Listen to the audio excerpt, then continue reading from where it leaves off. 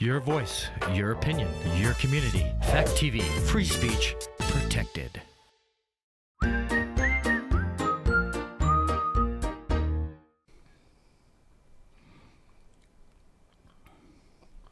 Who is that stranger?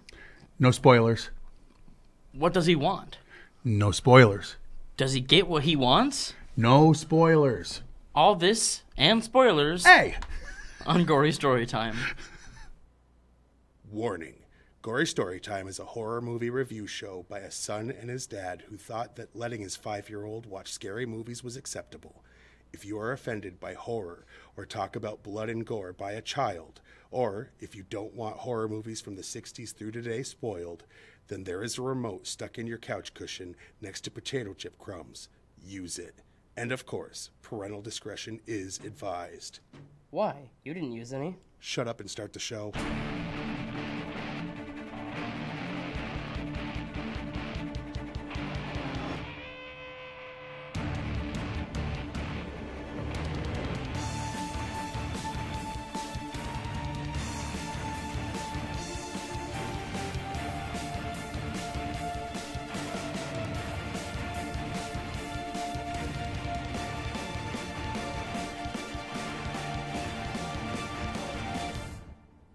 Welcome to Gory Storytime. I'm your host, Jason. I'm his co-host and his father. I'm Craig. And this week we're doing our third of our series on Stephen King miniseries. Yes. And if 3 is not enough, next week we're going to do the fourth one.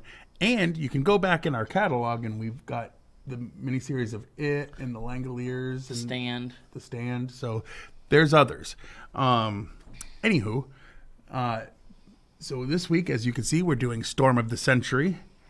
It's the first of the 4 that we've done so far that is an original screenplay, not... Yeah, let's give away things that'll be in the behind-the-scenes information. Well, how am I supposed to know what's in there? Because why wouldn't that get mentioned in, like, one of the top things? I mean, usually we'd bring Pretend up he didn't say that, and let me talk. So, the basic premise, that's what we do at this point in the show. Whatever, we blah, don't blah, give blah. the behind-the-scenes information for later. It's not behind the scenes. It's a duh. It's fact. No, because Whatever. people have seen this book on shelves, so not duh. Have they read what that book says on the cover?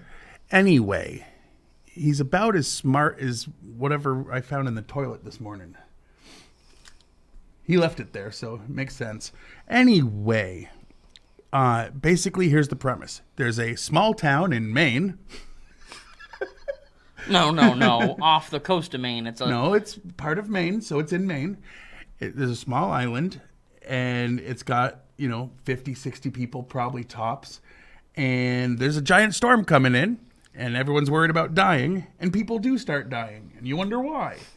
And then you find out that there's a stranger there who came in for the storm, and basically he just keeps killing people and saying, give me what I want, and I'll leave. stop.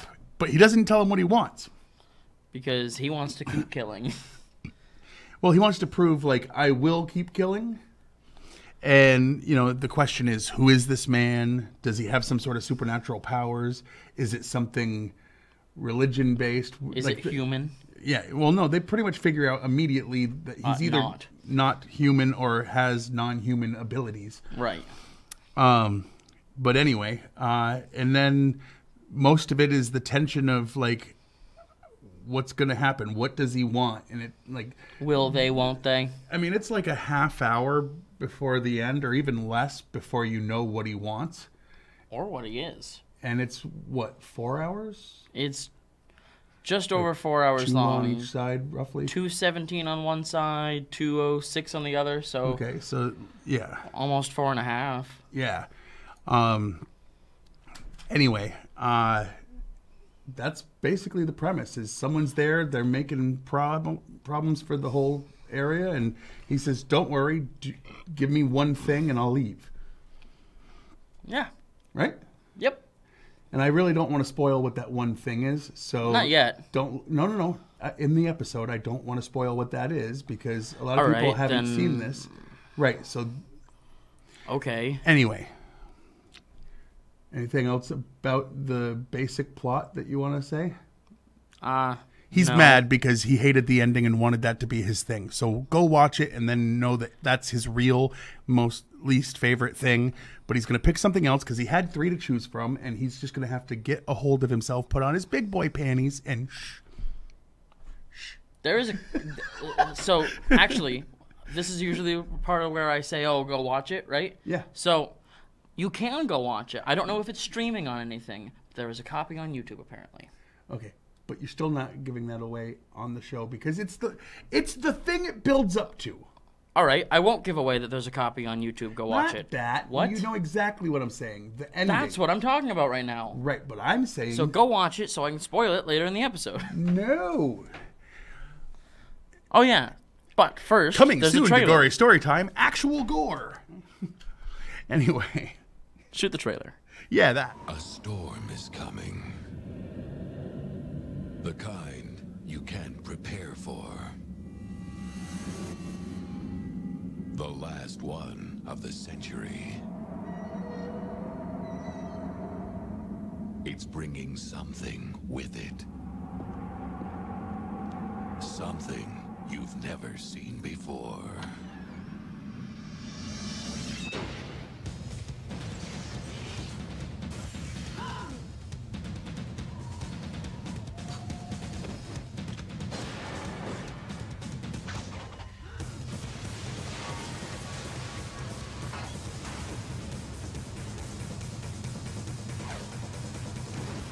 Give me what I want, and I'll go away. Refuse me, and I assure you, I can punish. For the first time ever, a Stephen King original, written directly for the screen by the master himself. What could he possibly want? Sure, we'll find out. Only one man. Only one network. Dares to be this original. Give me what I want, and I'll go away. ABC is taking February by storm. Stephen King's Storm of the Century, February 1999. Well, alrighty. Thankfully, the trailer didn't do what I was partially hoping it would. Yeah. Because he's like, well, if the trailer gives it away, then I can talk about it. Durr. Anyway, before we get into the behind-the-scenes information that he decided to, like, he likes to, finish first and then, have the build-up, because that's... Everybody else saves the best for last, and that's stupid, all right? Yeah, Get the best I out of was the way. hinting that that's a poor thing for your poor girlfriend, but Well. whatever. Anyway, what we're really here for is to make money. And how do you make money when you're putting out shows on local TV for free? Finish fast. Finish fast. No. You... What, is she paying you to not put her through it? Anyway, the way we do it is by selling real products that actually exist and you can buy in stores and stuff. This week we had a truckload of wampum dropped off at the house. That would be Native American money. It's beads. That's and stuff. useful. It's like shiny beads and stuff. I'm part Native American. I can say that. Anyway. And you're half as much as me plus whatever your mom has, so probably about as much as me. Anyway, this week we got paid for advertising these wonderful products. Gory Storytime is brought to you by The Devil's Greatest Hits, a 2-disc set of music involving or about Old Scratch. We've got your favorites from Sympathy for the Devil, Shout at the Devil Went Down to Georgia, and of course, the Spinal Tap classic, Christmas with the Devil. The Devil's Greatest Hits, coming soon. It's rock and roll that takes some soul.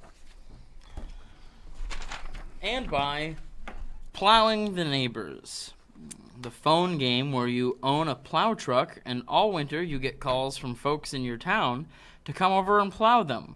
Earn money by plowing them well. We all know that winter coming can be messy, so get your equipment ready and plow as many people as possible to maximize profits. Plowing the Neighbors. It's the most fun you can have with your phone that doesn't involve the word hub. All right.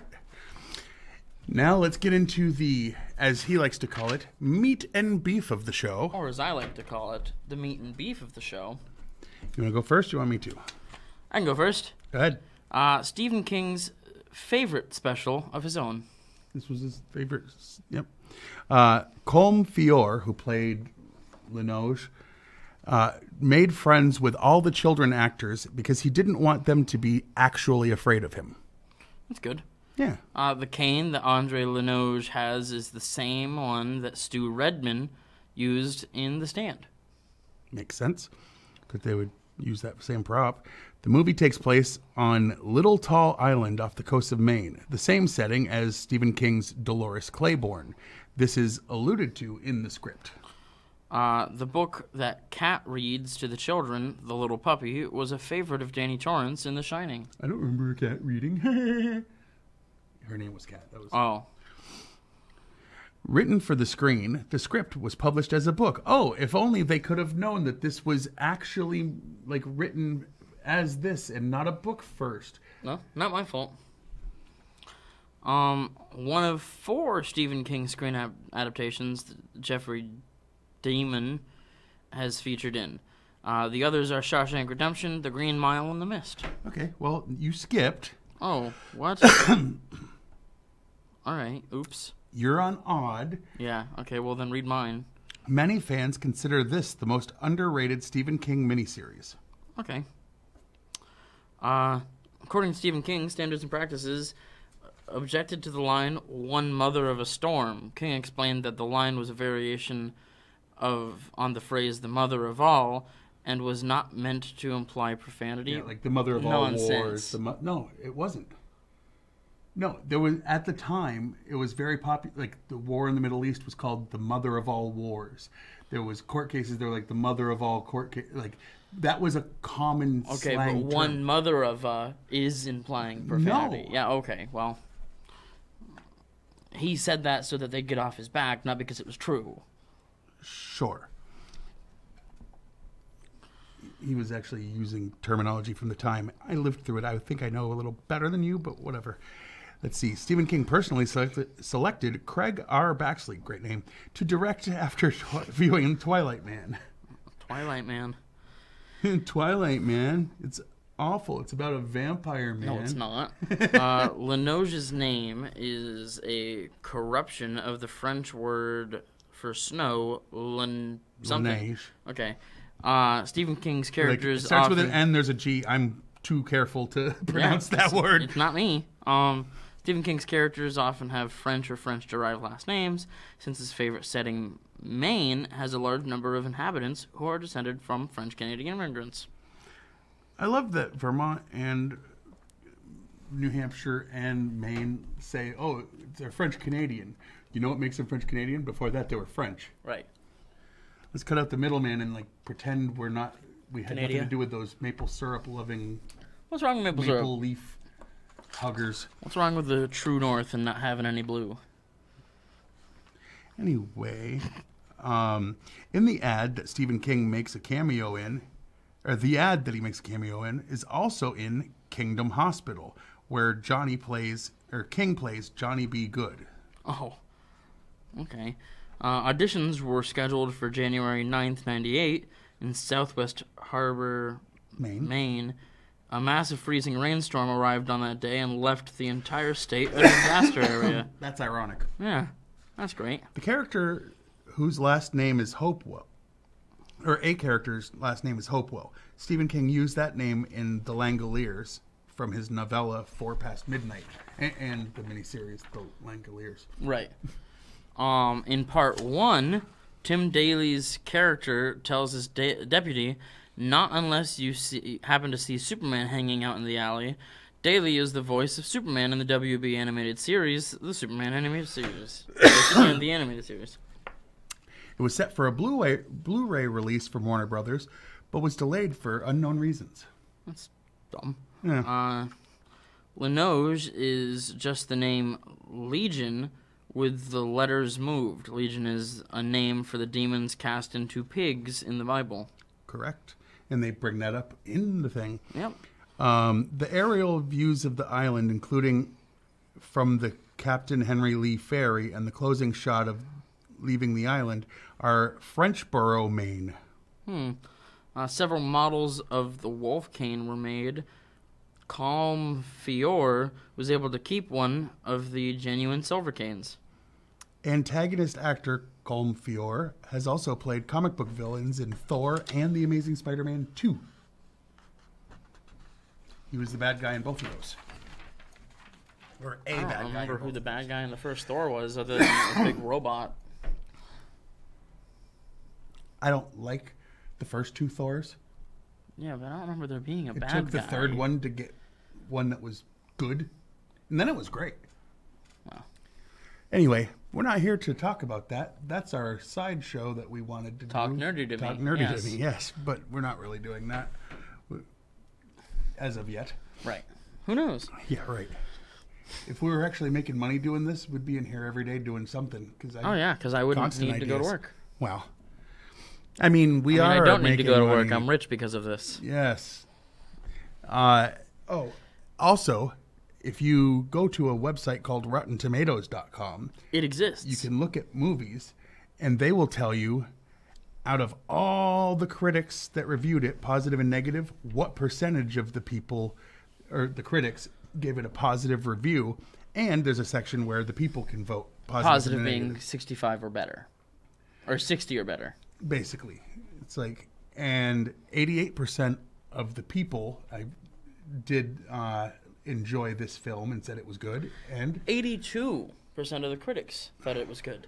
So they're pretty close. Basically the same when it comes to critics and people agreeing.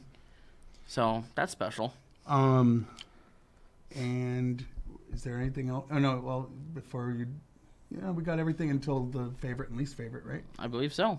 Okay, so that's where we're at. All right.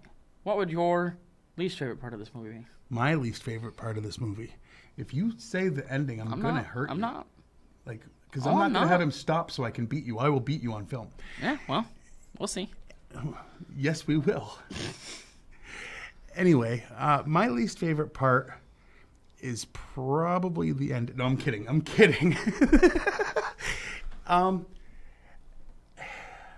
How quick humans devolve into like clinging together and saying, yes, it doesn't affect me, screw everybody else. Okay, that is humanity. What's your least favorite part of the movie? That's it. Oh, humanity, real life people is your favorite. I had to dig deep to find something I didn't like about this. It's really good. Sure. I mean, there's two big things. What he wanted and if he got it. So don't do that. No. So obviously my least favorite thing is the ending, but since I'm not allowed to tell you what that is, right near the beginning, when Mr. Lenoge first shows up, he calls Tim Daly to him and says, "Hey, come here." And he whispers something in his ear. And he says, "Shoo. Now, if you don't give me that thing I told you I want..." He didn't say that. He said, "Give me what I want." He pulls him close. It implies that he's telling him what he wants. Right. It implies that. And then he shoos him away and says, "Now give me what I want, or I'm going to kill you all." And then he pieces out. And then it takes 3.5 hours to tell us that he didn't know the whole time. Yeah, like every time he says he didn't know, you're like, but didn't he say something to you? He told you. He told you. But that's... Which is a mistake. So, no, now what it is we have to know what did he actually say to him, because he didn't say. It bugs me that, that scene exists if it wasn't that since it's at the happening. beginning, I will cut you some slack on that. So him not telling him that he... My favorite scene probably would be... the first time Lenoge reveals his special smile, it showed that in the trailer. It got overdone, and they kept special smile. He has fangs and stuff, and they were just like showed that in the trailer. But like, it wasn't bad enough to be my least favorite, but they overdo it to where it's like every time he's by himself, he just stares into the camera and goes. which is weird. Okay, so you're doing 2 least favorites? No. Oh, okay. What I'm saying is, the first time, I was like, oh, that looks cool.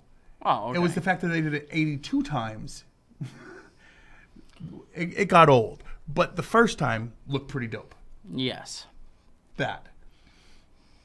All right.